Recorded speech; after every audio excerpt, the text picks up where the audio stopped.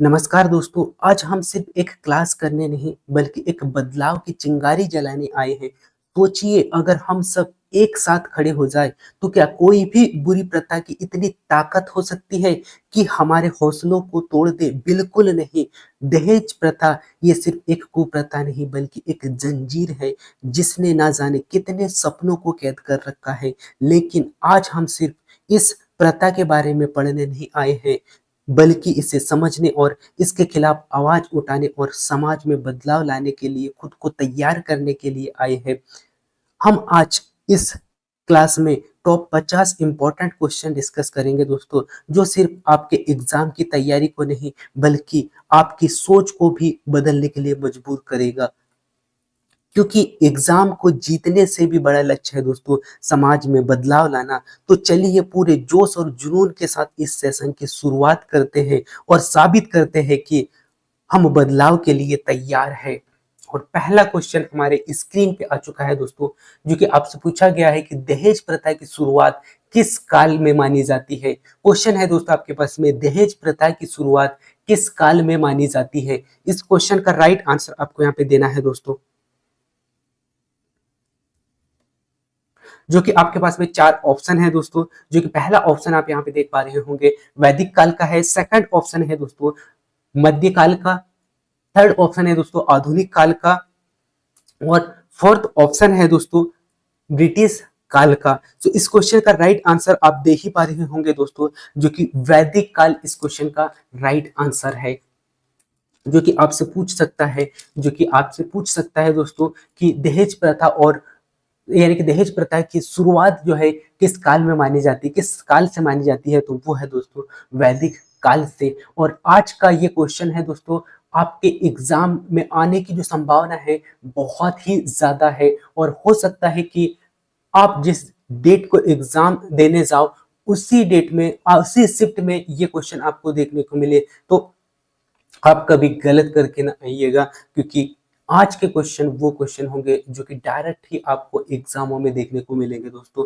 तो इस प्रकार से इस क्वेश्चन का राइट आंसर आपको देखने को मिला वैदिक काल में, यानी कि दहेज प्रथा की जो शुरुआत है वो प्राचीन हम कह सकते हैं, जो कि वैदिक काल से ही हमें देखने को मिली है दोस्तों। और यदि हम बात करें वैदिक काल की, तो यह वैदिक काल जो है दोस्तों यह एक प्रथा या उपहार देने की परंपरा से, यानी परंपरा के रूप में शुरू हुई थी और एक बहुत बड़ा रूप ले लिया इसने दहेज प्रथा के तौर पर। तो इस प्रकार से इस क्वेश्चन का राइट आंसर, जो कि पहला ऑप्शन आपको देखने को मिलेगा दोस्तों। इसके बाद में अगला क्वेश्चन आपके स्क्रीन पे जो कि आ रहा है, और वो आप देख पा रहे होंगे दोस्तों, जो कि यहाँ पे देखने को मिल रहा है, दहेज प्रथा को समाप्त करने के लिए भारत में पहला कानून कब लाया गया। आपसे पूछा जा रहा है दोस्तों, जो कि दहेज प्रथा को समाप्त करने के लिए भारत में कानून प्रथा कब लाया गया, ये आपको यहाँ पे बताना है दोस्तों। सो आप सभी को याद दिला दूं दोस्तों, जो कि भारत में दहेज प्रथा को समाप्त करने के लिए सन 1961 में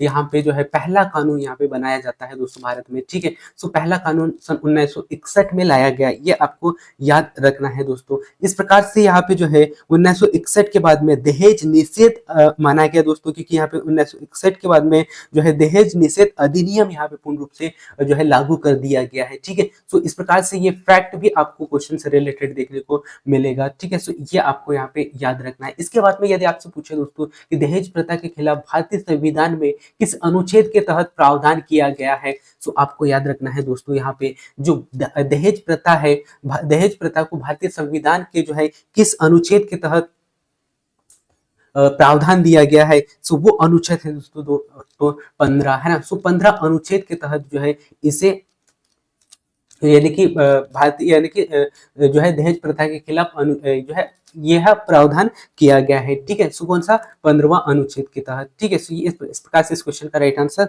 सी ऑप्शन होगा दोस्तों। इसके बाद में नेक्स्ट अगला क्वेश्चन आपके स्क्रीन पे आ चुका है दोस्तों, जो कि आप देख पा रहे होंगे, दहेज प्रथा को भारत में कानूनी रूप से कब प्रतिबंधित किया गया है ना। सो दहेज प्रथा को कानूनी रूप से कब प्रतिबंधित किया गया, ये आपको यहाँ पे बताना है दोस्तों। तो जैसे कि आपने इससे पहले वाला क्वेश्चन में देखा था दोस्तों, जो कि भारतीय यानी कि दहेज प्रथा जो है किस अनुच्छेद के तहत लाया गया था, सो वो लाया गया था 15वां अनुच्छेद, आर्टिकल 15 के तहत, ठीक है। कब, तो आपने आपको बताया था दोस्तों मैंने यहाँ पे 1961 है ना। सो 1961 के तहत ये आया था, ठीक है। तो इस प्रकार से इस क्वेश्चन का राइट आंसर क्या होगा दोस्तों, सेकंड ऑप्शन होगा, ठीक है। इसके बाद में ये पूरा डिटेल आप देख लीजिएगा, क्योंकि दहेज जो है निषेध प्रथा जो है 1961 के बाद में एक अधिनियम यहाँ पे बनाया जाता है दोस्तों भारत में, और इसके तहत जो है दहेज निषेध माना जाता है, ठीक है। तो इस प्रकार से दहेज प्रथा को पूर्ण रूप से यहाँ पे प्रतिबंध किया जाता है 1961 के बाद में। इसके बाद में नेक्स्ट अगला क्वेश्चन आप देख पा रहे होंगे दोस्तों, ये आपसे पूछा जा रहा है कि दहेज प्रथा अधिनियम के अंतर्गत दोषी पाए जाने पर अधिकतम सजा कितना होता है। और यदि आपने जो है एनालिसिस किया होगा दोस्तों क्वेश्चनों का, जो कि कल के डेट पे जो क्वेश्चन आए हैं वो यदि देखा होगा, तो ये क्वेश्चन सेम टू सेम ऐसा ही क्वेश्चन आपसे पूछा गया है, जो कि दहेज निषेध अधिनियम के तहत दोषी को कितना अधिक से अधिक कितना सजा दिया जाता है, यानी कि वहां पे जुर्माना पूछा गया था, ठीक है। और यहाँ पे आपसे पूछा जा रहा है क्या, आपसे पूछा जा रहा है समय, ठीक है। सो इस क्वेश्चन का राइट आंसर क्या होगा दोस्तों, इस क्वेश्चन का राइट आंसर होगा 5 साल, यानी कि जो दहेज प्रथा के अंतर्गत जो है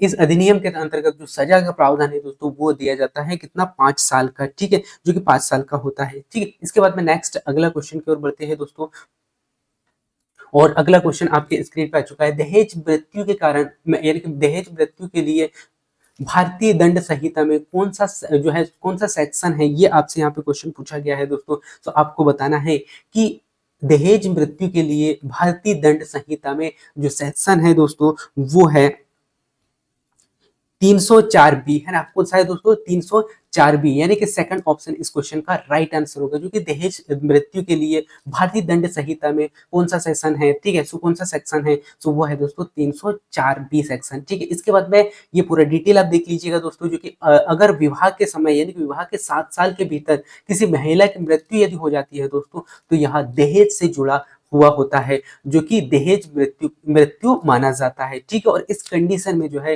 धारा 304 बी के तहत जो है यहाँ पे दंड दिया जाता है, ठीक है। दंड का प्रावधान यहाँ पर किया गया है दोस्तों। इसके बाद में नेक्स्ट अगला क्वेश्चन आपके स्क्रीन पर चुका दोस्तों, कौन सा संगठन महिलाओं के अधिकार की रक्षा और दहेज प्रथा को रोकने के लिए काम करता है दोस्तों, सो वो आपको बताना है। सो इस क्वेश्चन का राइट आंसर आपको यहाँ पे देना है दोस्तों। सो इस क्वेश्चन का राइट आंसर होगा दोस्तों, वो है ए ऑप्शन, यानी कि जिसे कहा जाता है दोस्तों CEDAW। क्या है CEDAW, ये एक ऐसा संगठन है दोस्तों, जो कि दहेज प्रथा को रोकने के लिए काम करता है, ठीक है। इस प्रकार से इस क्वेश्चन का राइट आंसर हो गया दोस्तों, ठीक है। इसके बाद में नेक्स्ट अगला क्वेश्चन आपके स्क्रीन पे आ चुका है दोस्तों, जो कि आपसे पूछा जा रहा है कि दहेज प्रथा का प्रमुख कारण क्या है, क्या माना जाता है, ये आपको बताना है दोस्तों। और आपको पुनः फिर से याद दिला दूं दोस्तों, ये वो क्वेश्चन है जो कि आपको डायरेक्ट एग्जाम में देखने को मिलेंगे। सो इसीलिए आपसे मैं बार बार यही रिक्वेस्ट करूंगा कि एक एक क्वेश्चन को आपको अच्छा से समझना है, क्योंकि जब आप बार बार क्वेश्चन को देखेंगे ना दोस्तों, तो आप क्वेश्चन से कनेक्ट कर पाओगे, है ना। और उस प्रकार से आप क्वेश्चन को समझ पाओगे और क्वेश्चन का आंसर दे पाओगे, है। सो क्वेश्चन आपसे पूछा गया है कि दहेज प्रथा का प्रमुख कारण आपको यहाँ पे बताना है। सो आप सभी को पता है दोस्तों कि जो दहेज प्रथा का जो प्रमुख कारण माना जाता है, वो माना जाता है, वो चाहे अशिक्षित के तौर पर हो, या फिर आर्थिक असमानता के तौर पर हो, या फिर सामाजिक मान्यता के आधार पर हो, है ना। सो ये कहीं ना कहीं ये तीनों प्रथाएं हमें जो है दहेज प्रथा के रूप में देखने को मिलता है समाज में। तो इस क्वेश्चन का राइट आंसर होगा दोस्तों चौथा ऑप्शन, यानी कि ये चारों ऑप्शन इस क्वेश्चन का राइट आंसर होंगे। और यदि हम बात करें दोस्तों दहेज प्रथा की, तो दहेज प्रथा से जुड़े जैसे जो आर्थिक स्थिति के आधार पर, या फिर सामाजिक और सांस्कृतिक मान्यताओं के कारण गहराई से जुड़ा हुआ होता है, और इसी कारण दहेज प्रथा को लेके काफी विवाद होता है लोगों में, है। इसके बाद में नेक्स्ट अगला क्वेश्चन आपसे कुछ पूछा गया दोस्तों, ये दहेज प्रथा के खिलाफ सबसे बड़ा आंदोलन किसने चलाया था। और ये एक ऐसा क्वेश्चन है दोस्तों, जो कि आपको बार बार पूछा जाने वाला है, और कभी भी आप जिस भी डेट पे आप एग्जाम देने जाओगे, कहीं ना कहीं ये ऐसे क्वेश्चन आपको देखने को मिलेंगे। सो इस क्वेश्चन का राइट आंसर आपको यहाँ पे देना है दोस्तों। और आप जितने क्वेश्चन का आंसर दे पा रहे होंगे, कितने क्वेश्चन आप समझ पा रहे हैं, वो भी आपको कमेंट्स करना है दोस्तों। और दहेज प्रथा से रिलेटेड जो पूरा टॉपिक है, उसको मैं बहुत ही जल्द आप लोगों के लिए लाने वाला हूँ। सो उस क्लास को जरूर देख लीजिएगा। लेकिन आज के जो क्वेश्चन है दोस्तों, वो डायरेक्ट आपको एग्जाम में पूछे जाने वाले हैं। सो क्वेश्चन को अच्छा से समझना है, और क्वेश्चन को समझने के बाद में आपको आंसर देना है, ठीक है। सो इस क्वेश्चन का राइट आंसर होगा दोस्तों दहेज प्रथा के खिलाफ सबसे बड़ा जो आंदोलन जो चलाया था दोस्तों, वो चलाया था महात्मा गांधी जी ने। किसने चलाया था? महात्मा गांधी जी ने चलाया था दोस्तों। ठीक है, तो इस क्वेश्चन का राइट आंसर क्या होगा दोस्तों?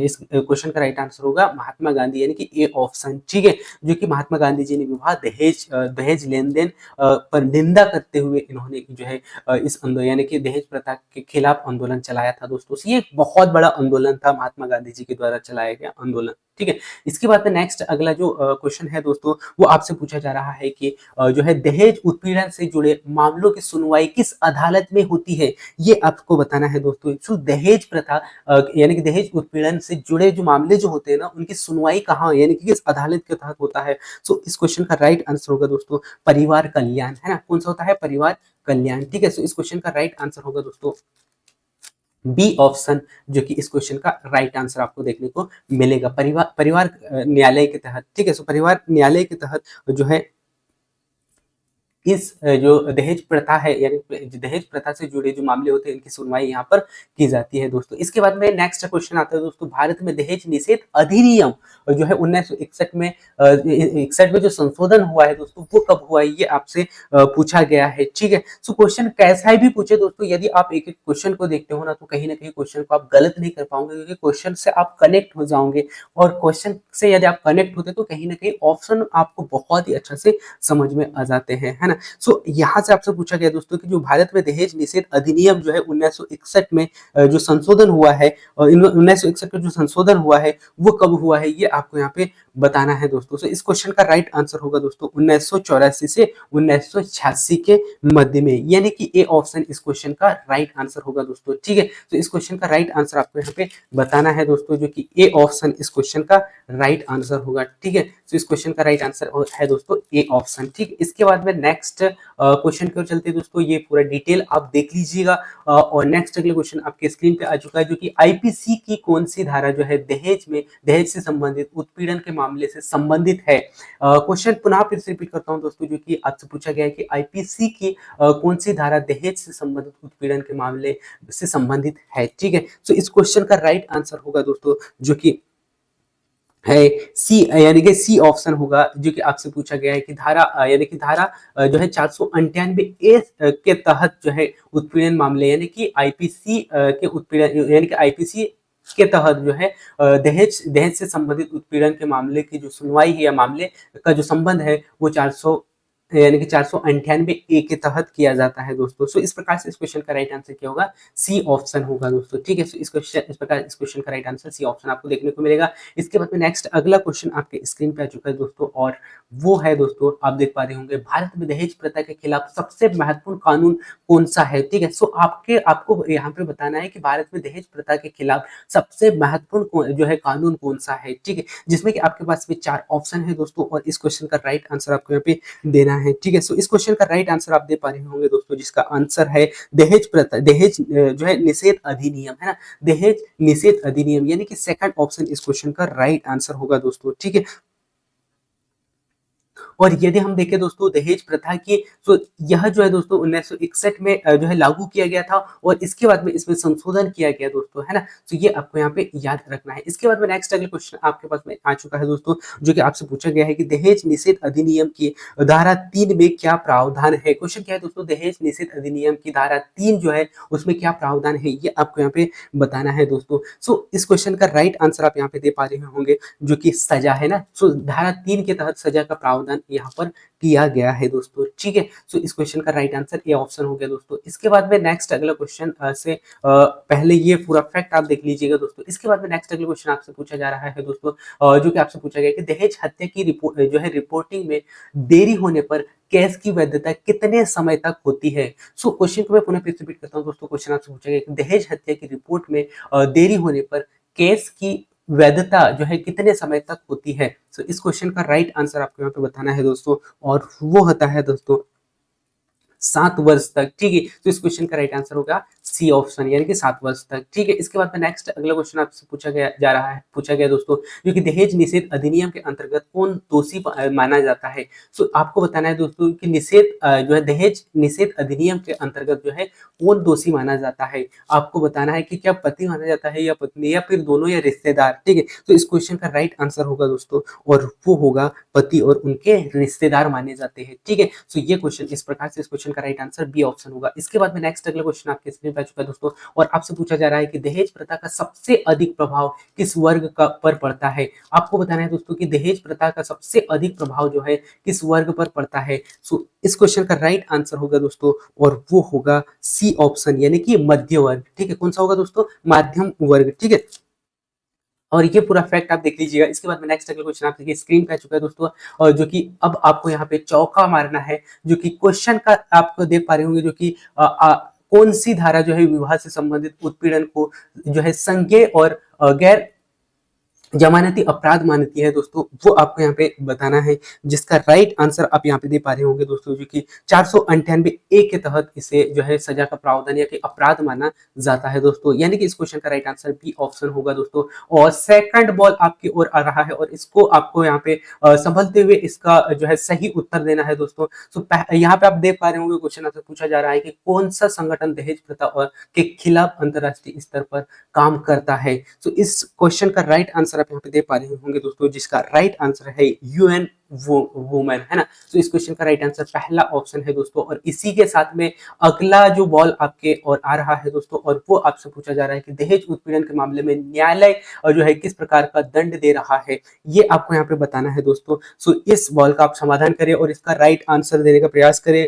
जो कि आपके स्क्रीन पे है। सो इस क्वेश्चन का राइट आंसर होगा दोस्तों, जो कि कोई नहीं, यानी कि कोई दंड का प्रावधान यहाँ पर जो है नहीं दिया जाता है। ठीक है, यानी कि नहीं दे सकता है। तो इसको इस प्रकार से इस क्वेश्चन का राइट आंसर होगा दोस्तों, सॉरी माफ कीजिएगा, इस क्वेश्चन का राइट आंसर होगा सी, जो कि सजा और जुर्माना दोनों यहाँ पर जो है इस उत्पीड़न मामले में न्यायालय के अंतर्गत दिया जाता है। ठीक है, तो इस प्रकार से इस क्वेश्चन का राइट आंसर सेकंड ऑप्शन होगा साथियों। इसी के साथ में अगला जो क्वेश्चन है दोस्तों, वो आ चुका है आपके स्क्रीन पे, जो कि आपसे पूछा जा रहा है कि दहेज निषेध अधिनियम 1961 के अनुसार दहेज की परिभाषा आपको यहाँ पर बताना है दोस्तों, कि दहेज की परिभाषा क्या है 1961 के तहत, जिसमें कि 4 ऑप्शन है आपके पास में। अब इन 4 ऑप्शनों में से इसका राइट आंसर आपको यहाँ पे देना है, जिसका राइट आंसर आप यहाँ पे देख पा रहे होंगे दोस्तों, जो कि होगा सी ऑप्शन, यानी कि विवाह से पहले या फिर विवाह के बाद में यदि किसी पक्षवार के द्वारा दी जाने वाली कोई भी संपत्ति, उसे कहा जाता है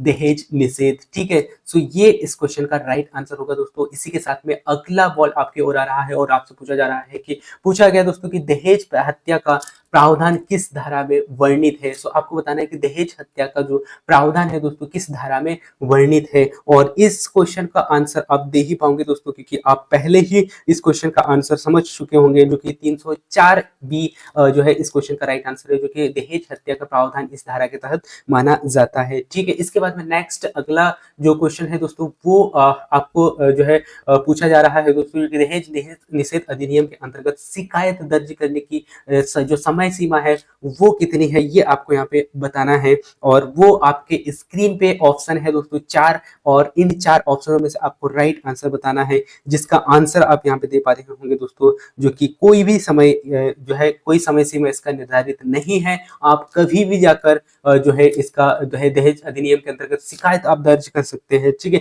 इसके बाद में नेक्स्ट अगला जो क्वेश्चन है दोस्तों, वो आपके स्क्रीन पे आ रहा है और आपकी ओर आ चुका है, और अब आपको इस क्वेश्चन का राइट आंसर देना है दोस्तों, जो कि दहेज से संबंधित मामलों में पुलिस की भूमिका को किस अधिनियम में परिभाषित किया गया है, ये आपको यहाँ पे बताना है दोस्तों। और इस क्वेश्चन का राइट आंसर आप यहाँ पे दे पा रहे होंगे, जो कि कोई समय, यानी कि इस क्वेश्चन का राइट आंसर आप दे पा रहे होंगे जो कि दहेज निषेध अधिनियम जो है इस क्वेश्चन का राइट आंसर होगा दोस्तों, जो कि आप स्क्रीन पे देख पा रहे होंगे, जो कि सी ऑप्शन होगा। ठीक है, सो इस प्रकार से इस क्वेश्चन का राइट आंसर सी ऑप्शन है दोस्तों। इसके बाद में हम चलते हैं नेक्स्ट अगले बॉल की ओर, और आ चुका है आपके पास में एक नया जबरदस्त बॉल दोस्तों, जो कि आपसे पूछा जा रहा है कि दहेज प्रथा का सबसे प्रमुख सामाजिक प्रभाव क्या है। सो इस क्वेश्चन का राइट आंसर आपको यहाँ पे देना है, जो कि आपसे पूछा गया है दहेज प्रथा का सबसे प्रमुख सामाजिक जो प्रभाव है वो क्या है, और इस क्वेश्चन का राइट आंसर आप दे पा रहे होंगे जो कि समझ के, और वो है दोस्तों महिलाओं के प्रति हिंसा में वृद्धि।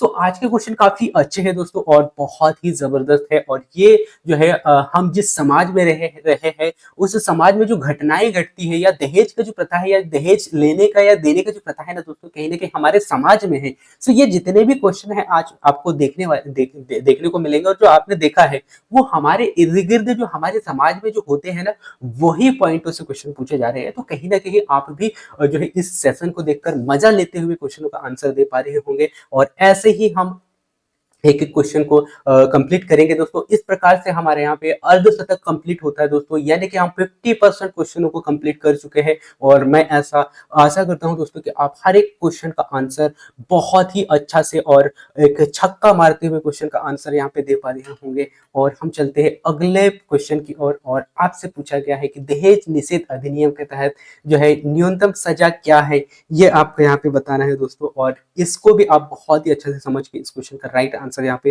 दे पाओगे, जो कि इस क्वेश्चन का राइट आंसर है दोस्तों दहेज निषेध अधिनियम के तहत जो न्यूनतम सजा का जो प्रावधान है दोस्तों, और ये है जो कि आपसे पूछा गया है, उस आधार पे क्वेश्चन का आंसर होगा दोस्तों एक यानी कि एक कारावास का जो सजा का प्रावधान है दोस्तों, यहाँ पे ये है। ठीक है, सो इस प्रकार से इस क्वेश्चन का राइट आंसर एक ऑप्शन यानी कि पहला ऑप्शन होगा दोस्तों। इसके बाद में साथ ही साथ यहाँ पे सजा का के साथ साथ में जुर्माना के जो भी प्रावधान है दोस्तों, और ये क्वेश्चन सेम टू सेम आपको कल के डेट पे क्वेश्चन देखने को मिला, और कल के डेट पे नहीं बल्कि आप जब तक जो है एग्जाम चलते रहेगा दोस्तों तब तक जो है आज का जो सेशन है उसमें एक एक क्वेश्चन हर रोज आपको देखने को मिलेगा। सो आप अपना एक नंबर पक्का कर लीजिए बस इस सेशन को अच्छा से समझ के, है ना। तो इसके बाद में नेक्स्ट अगला जो क्वेश्चन है दोस्तों वो आ रहा है आपकी ओर, और वो है दोस्तों कौन सा संगठन जो है महिलाओं की सहायता और सुरक्षा के लिए कार्य करता है, ये आपको यहाँ पे बताना है। और उसमें से जो है आपके आपके पास में 4 ऑप्शन है, और इन 4 ऑप्शनों को आपको देखना है, और उसके बाद में उस जो है इस क्वेश्चन का राइट आंसर आपको देना है दोस्तों, जिसमें कि आप भी ऑप्शन यहाँ पे दे पा रहे होंगे, जो कि राष्ट्रीय महिला आयोग के द्वारा जो है महिलाओं के यानी कि महिलाओं की सहायता सुरक्षा के रूप में ये कार्य करता है दोस्तों। इसके बाद में नेक्स्ट अगला जो क्वेश्चन है दोस्तों वो आपके ओर आ चुका है, जो कि आपके स्क्रीन पे शो हो रहा होगा, जो कि आप देख पा रहे होंगे, जो कि भारत में जो है दहेज प्रथा के उन्मूलन के लिए सबसे प्रमुख आंदोलन कौन सा था, ये आपको यहाँ पे बताना है दोस्तों। सो इस क्वेश्चन का राइट आंसर यहाँ पे दे पा रहे होंगे, मैं ऐसा आशा करता हूँ, जो कि इस क्वेश्चन का राइट आंसर होगा दोस्तों दहेज उन्मूलन आंदोलन, यानी कि सी ऑप्शन इस क्वेश्चन का राइट आंसर है दोस्तों। इसके बाद में नेक्स्ट अगला क्वेश्चन आपके स्क्रीन पे आ चुका है दोस्तों, जो कि आपसे पूछा गया कि दहेज से संबंधित मामलों की सुनवाई किस न्यायालय में की जाती है, ये आपको यहाँ पे बताना है दोस्तों, जिसका आंसर आपको बहुत ही सोच समझ कर और ईमानदारी के साथ में देना है दोस्तों, क्योंकि ये एक ऐसा सेशन है जो कि आपको ये दिखाएगा कि आपकी तैयारी किस स्तर का है, और आपने कितना तैयारी कर रखा है, और एग्जाम देने के लिए आप कितना तैयार है, ये आपको दिखाएगा। सो कहीं ना कहीं क्वेश्चन को आपको अच्छा से समझते हुए हर एक क्वेश्चन का आंसर ईमानदारी के साथ में दीजिएगा। तो इस क्वेश्चन का राइट आंसर आप यहाँ पे दे पा रहे होंगे दोस्तों, जो कि इस क्वेश्चन का राइट आंसर होगा फैमिली कोर्ट, यानी कि दहेज के संबंध में जो संबंधित जो मामले जो होते हैं दोस्तों, इसकी सुनवाई जो है वो करता है फैमिली कोर्ट, जिसे कहा जाता है परिवार कोर्ट या परिवार न्यायालय। ठीक है, इसके बाद में नेक्स्ट अगला क्वेश्चन आपके स्क्रीन पे आ चुका है दोस्तों, जो कि इस क्वेश्चन का राइट आंसर देना है दोस्तों, जो कि दहेज हत्या के मामले में सजा क्या होती है, ये आपको यहाँ पे बताना है दोस्तों। दहेज मामले में यानी कि दहेज हत्या के मामले में सजा क्या होती है, ये आपको यहाँ पे बताना है दोस्तों, जो कि इस क्वेश्चन का भी राइट आंसर आप यहाँ पे दे पा रहे हो दोस्तों, जो कि इस क्वेश्चन का राइट आंसर होगा आजीवन कारावास। ठीक है, तो आजीवन कारावास जो है इस मामले का सजा का प्रावधान यहाँ पर हो सकता है। ठीक है, तो इस प्रकार से इस क्वेश्चन का राइट आंसर आपको मिल चुका होगा दोस्तों। इसके बाद में नेक्स्ट अगला क्वेश्चन को लेकर जाता हूँ दोस्तों, और आपके स्क्रीन पे आ चुका है वो क्वेश्चन, जो कि आप देख पा रहे होंगे, दहेज निषेध अधिनियम 1961 के अंतर्गत धारा 3 का मुख्य उद्देश्य क्या है, ये आपको यहाँ पे बताना है दोस्तों, जो कि आप जो है 4 ऑप्शन देख पा रहे होंगे, और उन 4 ऑप्शनों में से एक राइट आंसर भी आप यहाँ पे दे पा रहे होंगे, दोस्तों जो कि आपको दिखाई दे रहा है बी ऑप्शन, यानी कि दहेज देने और लेने पर यहाँ पे सजा का प्रावधान यहाँ पे भारत सरकार के द्वारा किया गया है। ठीक है, इसके बाद में नेक्स्ट अगला क्वेश्चन की ओर बढ़ते हैं दोस्तों, और नेक्स्ट अगला क्वेश्चन आपके स्क्रीन पे आ चुका है दोस्तों, जो कि आप देख पा रहे होंगे दहेज हत्या के मामले में जो है अभी योजन पक्ष को किन सबूतों की आवश्यकता होती है दोस्तों, ये आपको यहाँ पे बताना है। और इस क्वेश्चन का राइट आंसर होगा दोस्तों, जैसे कि आप स्क्रीन पे देख पा रहे होंगे दोस्तों, जो कि शादी के दस्तावेज हो या फिर जो है दहेज की मांग प्रथा को लेकर प्रमाण पत्र हो या फिर मृत्यु प्रमाण पत्र हो, ये सभी जो है दोस्तों जो कि हत्या मामले अभियान के सबूतों के तौर पर जो है ये आवश्यक होते हैं। ठीक है, तो इस प्रकार से इस क्वेश्चन का राइट आंसर होगा दोस्तों सभी। ठीक है, सो नेक्स्ट अगला क्वेश्चन, इसी के साथ में हम अगला क्वेश्चन की ओर बढ़ रहे हैं दोस्तों, और ये अगला क्वेश्चन आपके स्क्रीन पे आ चुका है, जो कि आपसे पूछा गया है कि दहेज के लिए उत्पीड़न के खिलाफ जो है सबसे मजबूत जो है कानूनी प्रावधान कौन सा है, ये आपको यहाँ पे बताना है दोस्तों। जो कि आपके पास में 4 ऑप्शन है और 4 ऑप्शनों में से आप राइट आंसर भी दे पा रहे होंगे दोस्तों, जो कि इस क्वेश्चन का राइट आंसर है 498 ए। ठीक है, 498 ए यानी कि सी ऑप्शन इस क्वेश्चन का राइट आंसर होगा, जो कि 498 ए के तहत जो है उत्पीड़न के खिलाफ जो है सबसे मजबूत कानूनी प्रावधान यहाँ पर किया गया है दोस्तों। इसके बाद में नेक्स्ट अगला क्वेश्चन की ओर बढ़ रहे हैं दोस्तों, और नेक्स्ट अगला क्वेश्चन आपके स्क्रीन पे आ चुका है, जो कि आप देख पा रहे होंगे, दहेज प्रथा को समाप्त करने के लिए कौन सा अंतरराष्ट्रीय समझौता लागू होता है, ये आपको यहाँ पे बताना है। और इस क्वेश्चन का भी आंसर आप बहुत ही समझदारी और बहुत ही सज्जन व्यक्ति की तरह दे रहे होंगे दोस्तों, जो कि आपके पास में राइट आंसर के रूप में देखने को मिल रहा है, और वो है ए ऑप्शन, जो कि सिंडो कन्वेंशन। वो ऑप्शन है दोस्तों सिंडो कन्वेक्शन। ठीक है, कन्वेंशन। सो आप हर एक क्वेश्चन का आंसर बहुत ही अच्छे से और बहुत ही समझदारी और सजगता के साथ में देते जा रहे होंगे दोस्तों, और हो सकता है कि इस क्लास में आपको मजा भी आ रहा होगा, और अगला सेशन बहुत ही जल्द हो सकता है कि शायद आप लोगों के साथ में मैं लाइव आऊँ, यदि आप चाहते हो और ऐसे ही क्वेश्चन चाहते हो जो कि एग्जाम में बार बार पूछे जा रहे हैं, तो कहीं ना कहीं हम एंजॉय करते हुए क्लास को देखेंगे दोस्तों लाइव, और हो सकता है कि बहुत ही जल्द लाइव जो है हम सबकी मुलाकात हो सकती है। नेक्स्ट अगला क्वेश्चन आपके स्क्रीन पे है, और वो आप यहाँ पे देख पा रहे होंगे दोस्तों, जो कि दहेज के कारण जो है दहेज के कारण उत्पन्न आत्महत्या के मामले के लिए कौन सी धारा यहाँ पे लागू की जाती है, ये आपको यहाँ पे बताना है। अच्छा, इससे पहले वाले जो क्वेश्चन है दोस्तों, इस क्वेश्चन का राइट आंसर आप क्या दिए, ये आपको यहाँ पे देखना है। जो कि दहेज निषेध अधिनियम के अंतर्गत अपील का जो न्यायालय है दोस्तों, इस क्वेश्चन का राइट आंसर यहाँ पे आपने दिया था, वो आपको सही कर लेना है। ये है उच्च न्यायालय। ठीक है, यानी कि ये उच्च न्यायालय देता है, यानी कि दहेज निषेध अधिनियम के तहत अपील जो है किस न्यायालय में की जाती है, तो वो की जाती है दोस्तों बी ऑप्शन, यानी कि उच्च न्यायालय में। इसके बाद में नेक्स्ट अगला क्वेश्चन आपके स्क्रीन पे आ चुका है, और वो पूछा गया है दोस्तों, दहेज के कारण उत्पन्न आत्महत्या के मामले में कौन सी धारा लागू की जाती है। आपको बताना है दोस्तों कि दहेज के कारण उत्पन्न आत्महत्या के मामले में कौन सी धारा यहाँ पर लागू की जाती है। सो वो है दोस्तों आपके स्क्रीन पे, और इसका राइट आंसर भी आप दे पा रहे होंगे, जो कि 306 जो है इसके कारण आत्महत्या के मामले की जो जानकारी है, आत्महत्या यानी कि आत्महत्या के रूप में, यानी कि धारा के रूप में इसे माना जाता है दोस्तों। सो 306 है। ठीक है, इसके बाद में नेक्स्ट अगला क्वेश्चन पर बढ़ रहे हैं दोस्तों, और वो आपके स्क्रीन पे आ चुका है, और वो क्वेश्चन पूछा गया दोस्तों कि भारत में दहेज प्रथा का सबसे ज्यादा प्रचलन किस राज्य में है, ये आपको यहाँ पे बताना है दोस्तों। जो कि इस क्वेश्चन का राइट आंसर भी आप समझ के दे पा रहे होंगे दोस्तों, जो कि इस क्वेश्चन का राइट आंसर है बी ऑप्शन, यानी कि उत्तर प्रदेश, जो कि उत्तर प्रदेश में सबसे ज्यादा दहेज प्रथा का जो प्रचलन है वो हमें यहाँ पे देखने को मिलता है साथियों। ठीक है, तो इस प्रकार से इस क्वेश्चन का राइट आंसर बी ऑप्शन होगा। इसके बाद में नेक्स्ट अगला क्वेश्चन आपके स्क्रीन पे आ चुका है दोस्तों, और वो है दहेज के मामले में जो है सबूत का बोझ जो है दोस्तों किस पर होता है। तो सबूत का जो बोझ जो है ना दोस्तों वो किस पर होता है, ये आपको यहाँ पे बताना है। और इस क्वेश्चन का राइट आंसर भी आप यहाँ पे दे पा रहे होंगे दोस्तों, जो कि अभियुक्तों के पास में होता है, यानी कि हम कह सकते हैं दोस्तों कि यह जो प्रावधान है दोस्तों दहेज जो है कानूनी, यानी कि दहेज विरोधी कानूनी और साथ ही साथ अधिक कठोर बनाना इसका मुख्य उद्देश्य हम कह सकते हैं दोस्तों, यानी कि यह प्रावधान के तहत ये किया गया है। ठीक है, तो इस क्वेश्चन का राइट आंसर होगा दोस्तों बी, यानी कि अभियुक्त के पास में। ठीक है, इसके बाद में नेक्स्ट अगला क्वेश्चन आपकी स्क्रीन पे आ चुका दोस्तों, और वो है दहेज उत्पीड़न के मामले में कौन सी समिति जांच करती है। सो आपको बताना है दोस्तों कि जो दहेज उत्पीड़न के मामले में कौन सी जो है संस्था या दहेज उत्पीड़न के मामले में कौन सी संस्था या सीमित जांच यहाँ पे की जाती है, कौन सी सीमित जांच की जाती है, माफ कीजिएगा, कौन सी सीमित जांच की जाती है, ये आपको यहाँ पे बताना है दोस्तों। और वो आप राइट आंसर यहाँ पे दे पा रहे होंगे दोस्तों, जो कि इस क्वेश्चन का राइट आंसर होगा महिला आयोग। सो महिला आयोग के द्वारा जो है मामलों की सीमित यहाँ पे जांच की जाती है दोस्तों। इसके बाद में नेक्स्ट अगला क्वेश्चन पर बढ़ रहे हैं, और वो आपके पास में आ चुका है दोस्तों, और वो है दहेज विरोधी कानून में संशोधन करने का उद्देश्य क्या है, ये आपको यहाँ पे बताना है दोस्तों। तो दहेज विरोधी कानूनी में संशोधन करने का सबसे यानी कि उद्देश्य, यानी करने का उद्देश्य आपको यहाँ पे बताना है, और इस क्वेश्चन का भी राइट आंसर आप यहाँ पे दे पा रहे होंगे दोस्तों, और वो आंसर है राइट, जो कि महिलाओं के अधिकारों की रक्षा करना इसका मुख्य उद्देश्य है दोस्तों, ठीक है, यानी कि दहेज विरोधी कानून का, ठीक है। इसके बाद में नेक्स्ट अगला क्वेश्चन की ओर बढ़ रहे हैं दोस्तों, और वो अगला क्वेश्चन आपके स्क्रीन पे आ चुका है, और वो है दहेज प्रथा में सामाजिक और आर्थिक प्रभाव,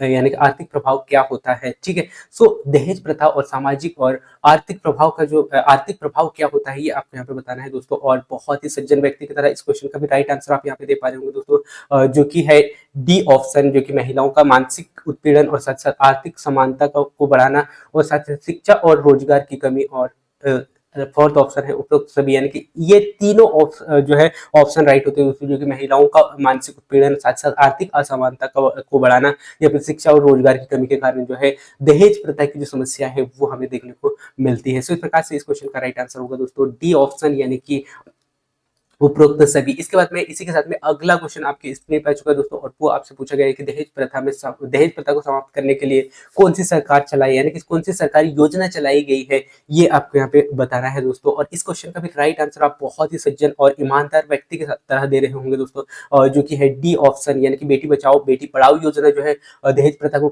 समाप्त करने के लिए चलाया गया था भारत सरकार के द्वारा। इसी के साथ में सुकन्या समृद्धि योजना लाया गया दोस्तों, और यही नहीं बल्कि वन स्टॉप वन सेंटर जो है वन स्टॉप सेंटर योजना भी जो है भारत सरकार के द्वारा यहाँ पे लाया जाता है। इस प्रकार से ये तीनों जो योजना है दोस्तों, खासकर कहीं ना कहीं दहेज प्रथा को समाप्त करने के लिए कार्य किया गया दोस्तों, और इस पर कार्य किया गया। तो इस प्रकार से इस क्वेश्चन का राइट आंसर आप यहाँ पे दे पा रहे होंगे दोस्तों, जो कि उपरोक्त सभी होगा। इसके बाद में नेक्स्ट अगला क्वेश्चन आपके स्क्रीन पे आ चुका है, और वो देख पा रहे होंगे तो दहेज प्रथा को समाप्त करने और दहेज प्रथा को समाप्त करने में जन जागरूकता अभियान की भूमिका क्या है, ये आपको यहाँ पे बताना है दोस्तों, जो कि चार ऑप्शन है आपके पास में, और इन चारों ऑप्शनों का राइट आंसर आपको यहाँ पे देना है, जो कि यहाँ पे गलती से एक ऑप्शन यहाँ पे जो कि आपको दिखाई नहीं दे रहा है, जो कि मैं आपको बता देता हूँ दोस्तों, जो कि इस यानी कि चार या लास्ट ऑप्शन होगा दोस्तों सभी, ठीक है। तो सभी यानी कि क्या ये तीनों ऑप्शन हो सकते हैं क्या, ये होगा, ठीक है। तो इस क्वेश्चन का राइट आंसर आप यहाँ पे दे पा रहे होंगे दोस्तों, जो कि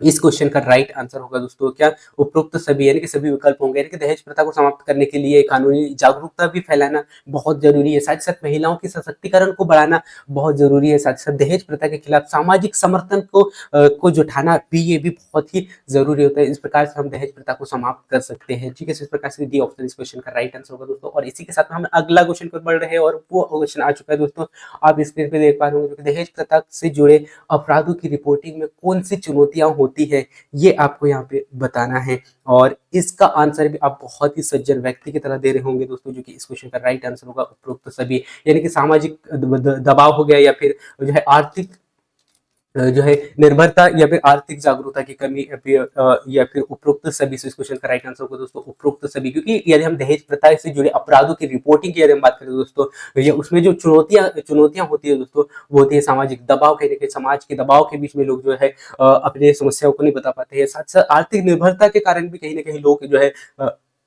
हिचकिचाते हैं, और जो है समस्या के लिए कानूनी सहायता नहीं मांगते दोस्तों, साथ ही साथ कानूनी जागरूकता की कमी भी कहीं ना कहीं ये हम कह सकते हैं, ठीक है। तो इस प्रकार से उपरोक्त सभी इस क्वेश्चन का राइट आंसर होगा दोस्तों। इसी के साथ में हम चलते हैं अगला क्वेश्चन की ओर, और अगला क्वेश्चन आपके स्क्रीन पर आ चुका दोस्तों, और वो है दोस्तों दहेज प्रथा में उन्मूलन में शिक्षा की भूमिका को कैसे समझा जा सकता है, ये आपको यहाँ पे बताना है दोस्तों, जो कि आपके पास में चार ऑप्शन है, और इन चार ऑप्शनों को आप बहुत अच्छे से समझते हुए इस क्वेश्चन का भी राइट आंसर यहाँ पे दे पा रहे होंगे दोस्तों, जो कि उपरोक्त सभी ही होगा इस क्वेश्चन का भी राइट आंसर, जिसमें कि सामाजिक जागरूकता को बढ़ाना होगा, साथ ही साथ आर्थिक आत्मनिर्भरता को बढ़ाना हो प्राप्त करना होगा, साथ ही साथ और महिलाओं को सशक्तिकरण को बढ़ाना होगा, जिससे कि हम दहेज प्रथा के यानी कि दहेज प्रथा के उन्मूलन को है, यानी कि शिक्षा के भूमिका के रूप में हम देख सकते हैं, समझ सकते हैं। इसके बाद में नेक्स्ट अगला क्वेश्चन आ चुका है दोस्तों, जो कि आपके स्क्रीन पे है, दहेज प्रथा के कारण महिलाओं में आत्महत्या की दर क्यों बढ़ जाती है, ये आपको यहाँ पे बताना है दोस्तों, और जो कि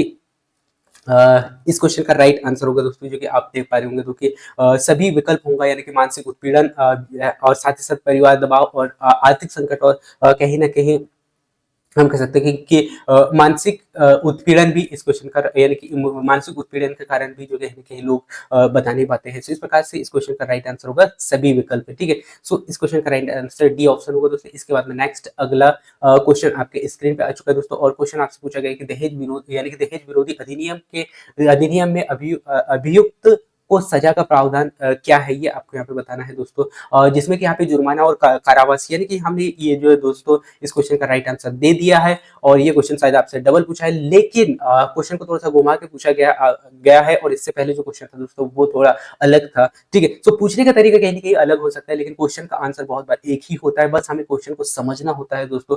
जिस प्रकार हम जब क्रिकेट खेलते हैं तो कहीं ना कहीं जब बॉल आती है ना हमारे ओर, तो हमें उस बॉल को समझना होता है और उसी आधार पर हमें जो है बैट घुमाना होता है। तो यहाँ पे आपको क्वेश्चन देखना है, उसके बाद में आपको इन 4 ऑप्शनों में से आपको छांटना है। सो आप बहुत अच्छा से चौका या छक्का लगा पाओगे दोस्तों। इसके बाद में नेक्स्ट अगला क्वेश्चन आपके स्क्रीन पे आ चुका है, जो कि इसको समझना है, और इसके बाद में या तो आपको चौका लगाना है या छक्का लगाना है दोस्तों, जिसमें कि 4 ऑप्शन है, और वो है दोस्तों दहेज प्रथा में उन्मूलन के लिए कौन सी जो है संस्थाएं काम करती है, ये आपको यहाँ पे बताना है। और इस क्वेश्चन का भी राइट आंसर और बहुत अच्छा शॉर्ट छक्का आप मार रहे होंगे दोस्तों यहाँ पे, जो कि उपरोक्त सभी होगा, यानी कि राष्ट्रीय महिलाओं के आयोग, यानी कि राष्ट्रीय महिला आयोग, और साथ ही साथ जो यूनिसेफ और महिला सहायता समूह जो है, ये तीनों ऐसे संस्थाएं हैं दोस्तों जो कि दहेज प्रथा उन्मूलन के लिए काम करती है। इसके बाद में नेक्स्ट अगला क्वेश्चन की ओर बढ़ रहे हैं दोस्तों, और वो क्वेश्चन आ चुका है आपके पास में दहेज में, और जो है दहेज उत्पीड़न की सबसे अधिक घटनाएं किन राज्य में होती है, ये आपको यहाँ पे बताना है दोस्तों। और इस क्वेश्चन का भी राइट आंसर आप बहुत ही सज्जन और ईमानदार व्यक्ति की तरह दे रहे होंगे दोस्तों, जो कि उपरोक्त सभी होगा, जो कि उत्तर प्रदेश हो गया, बिहार हो गया, राजस्थान हो गया, और ये कुछ ऐसे स्टेट है दोस्तों जहाँ पे कहीं ना कहीं दहेज उत्पीड़न की जो सबसे अधिक घटनाएं घटती है। ठीक है, तो इस प्रकार से इस क्वेश्चन का राइट आंसर डी ऑप्शन होगा दोस्तों। इसके बाद में नेक्स्ट अगला जो क्वेश्चन है, और ये आज का हमारा लास्ट क्वेश्चन है दोस्तों, और इस क्वेश्चन में या तो आपको चौका या छक्का नहीं, बल्कि मैं ये तो यही कहूंगा दोस्तों कि आपको छक्का लगाना चाहिए और इस क्वेश्चन का राइट आंसर देना है। और इसके बाद में इस सेशन में आपने कितने क्वेश्चन हल किया दोस्तों, और कितने क्वेश्चन आपको टफ लगे और कितने क्वेश्चन सरल लगे, ये भी आपको कमेंट्स करके बताना है। और ये टॉपिक मैं बहुत ही अच्छे से डिटेल से एक्सप्लेन करूँ क्या, ये भी आपको बताना है, जिससे कि आप जिस तरह से आप समझ सकते हैं, वो चाहे ऑब्जेक्टिव के माध्यम से समझ सकते हैं या फिर पूरे टॉपिक्स को डिटेल से समझ सकते हैं, या समझने में हेल्प मिलेगी, उस आधार पर मैं आपको बताने का प्रयास करूंगा।